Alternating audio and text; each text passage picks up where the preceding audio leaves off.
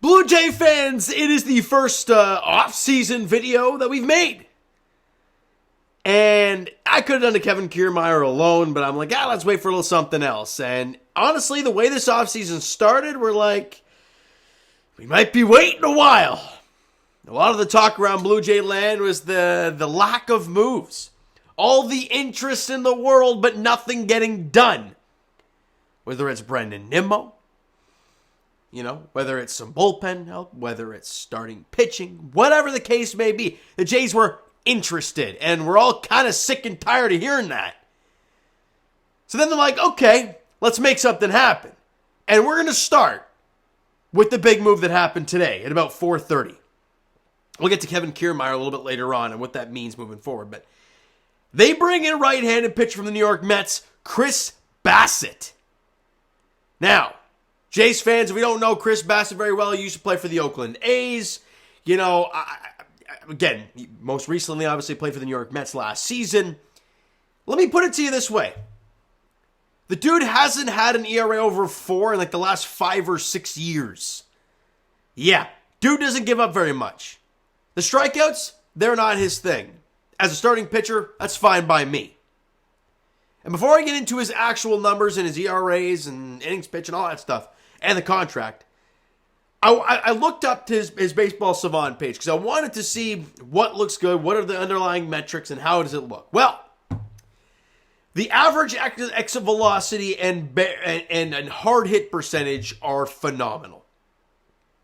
Now, yes, if you look at the rest of his page, fastball velocity's down, chase rate's not great, curveball spin's not great, extension not great, fastball spin, all this stuff, whiff percentage not great. But the dude does not give up much hard contact. The average exit velocity is only 95, so it's very, very small. 95 miles an hour. And then the hard hit percentage is 87, which is really good, right? Again, if you're looking at the Baseball Savant page, and those two reds right there, you see that, the exit velo and the hard hit percentage. Those are crucial, man. That is absolutely huge. Now, that's why he's been so good for so many years. He knows how to throw quality strikes. And last year, he had an ERA, about 4.5, just under that. His career ERA, and I have this with me, and let me see if I can pull it up again. I wrote down a 3.42 ERA for his career, but something tells me that was just last season. Let me just pull that up right here for you guys. So his career ERA is 3.45. And his ERA last season was 3.42. The dude has not hit an over 4 ERA since 2016. And that was only in 5 starts. Like, take this in, Jays fans. He's consistent. He's on the field a lot. And he does not hurt your team. Last year he made 30 starts, 181 innings pitched. You love to see it. The year before that, he had 27 starts and 157 innings pitched. So, again, longevity. And you love to see it. He's going to pitch. He's going to go out there every day and do what he does. Good. Now, what did the Jays sign him to? Well, they signed him with a 3-year, $63 million contract. So, it's a fairly high dollar amount, obviously, a fairly high AAV. But if you look around the league at some of the other signings being made, a guy like Taijuan Walker, for example, from the New York Mets, he got more than Chris Bassitt. So if you're a Jays fan, you might look at it like, okay, well, I think Chris Bassitt's better, albeit he's a Jay now, so the bias level, a little bit higher. But you got him on a 3-year deal. So you look at the contracts for this Jays team now, pitching-wise. Kevin Gausman's now locked up long-term. Alek Manoah still has a long way to go, but you want him locked up long-term. Jose Barrios, if he has a bounce-back year, this could be a scary rotation. He's got a long-term deal. So you have guys locked up for a long time for the Toronto Blue Jays. I don't think they're done yet when it comes to the pitching staff. I still think they got a lot of work to do. I think some bullpen arms, some depth starting pitching, and that is so key. I don't want to see any more Casey Lawrence and Thomas Hatches next year, okay? Okay.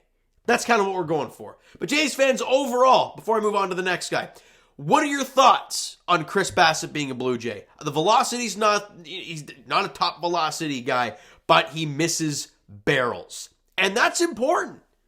In this day and age where we're all like, oh, exit velo, which you love, a guy who doesn't allow the exit velo is very nice. So you have a guy like Kevin Gausman, who got BABIP'd all year last year. That you can pretty much guarantee that's not going to happen again, at least to that extent. You bring in a guy like Chris Bassitt, Chris Bassitt, who just misses barrels. We know what Alek Manoah's done. If Jose Barrios can find himself again, who tells me this is not one of the best top rotations in all of baseball? Now, these are all ifs. And that's the thing about baseball and sports in general. They're all what ifs. What if Barrios turns it around? What if Chris Bassitt just hits the ground running with the Blue Jays? What if Manoah and Gausman do exactly what they did last season? They're all question marks. But on paper, this rotation looks really good. Obviously, that still underlying thing is that number 5 spot, which consists of Mitch White and Yusei Kikuchi right now, which we don't want to see moving forward. But it is what it is, right? And let me just move this over just a tad bit. There we go. Okay, good stuff. Let me do a little bit of that. Beautiful. Just some adjustments live on the... And actually, you know what? You guys have probably already seen one by now. But this is probably the first time Jays fans, if they don't watch Leafs or Raptors content, have seen the little edits, seen a little clip that I fire in there, intro, outro, all that stuff. So just adding a little thing to the channel. Got a computer, a microphone might sound different, I don't know, and a new camera. So went and splurged a bunch of money on it, which was scary, but needed to happen. Needed to happen for you guys. All right? Now, the question now rises, right? What's Ross Stripling now? You know, a lot of Jays fans think of Ross Stripling, and we all know we love what he did last season for the Blue Jays. Of course we do. But a lot of Jays fans are like, why'd you sign Chris Bassitt? Look at his numbers compared to Ross's last season. And I'm thinking, are you blind? Like, that's the thing I look at. Because Ross Stripling did it for 3/4 of a season last year. And has never pitched even remotely close to as many innings in his entire career. Chris Bassitt has consistently been this guy every year. I love Ross. We all love Chicken Strip. And if they bring him back, we'll be ecstatic. But I don't see it happening now. I hate to say it. I love Strip. Heck, at one point I was eating a chicken strip live on a video because he was so damn good. However, it's like the Robbie Ray thing with the Blue Jays.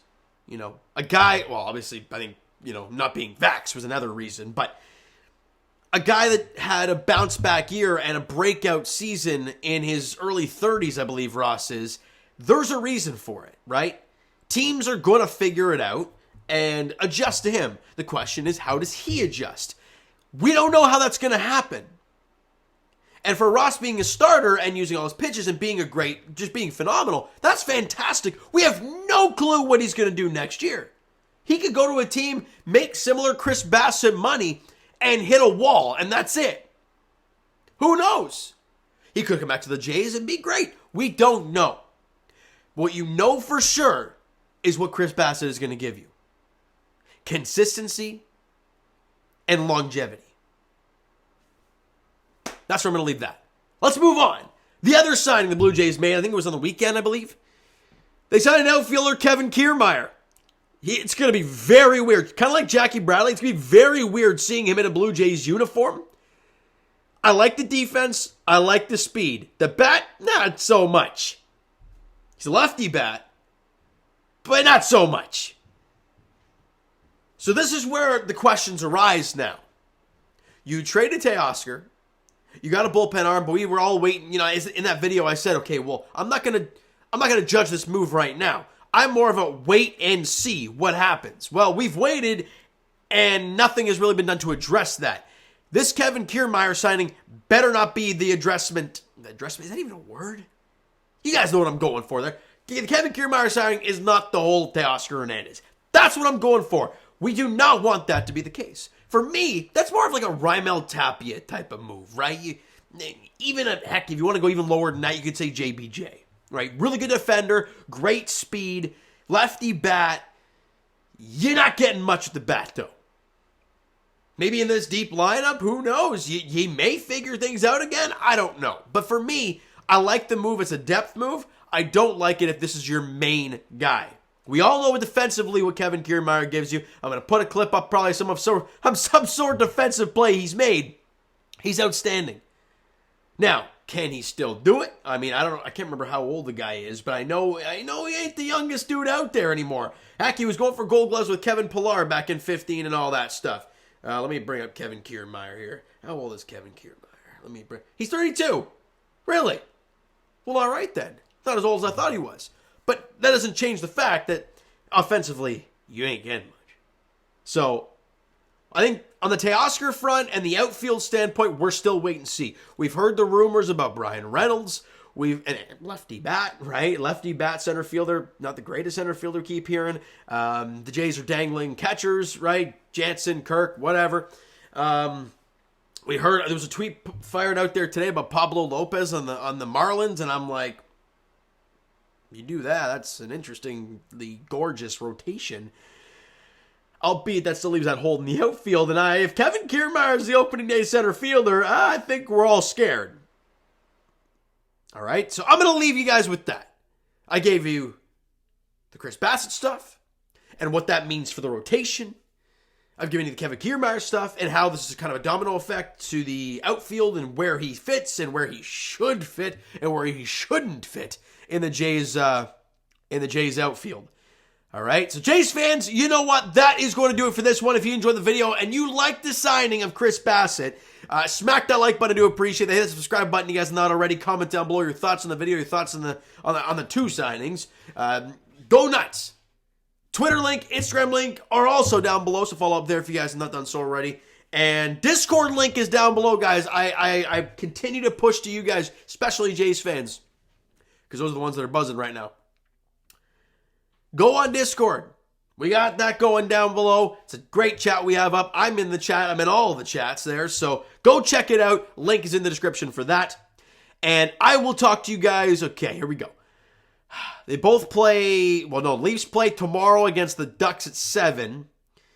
And then the Raptors, they've been awful, but they come home to take on, who do they play?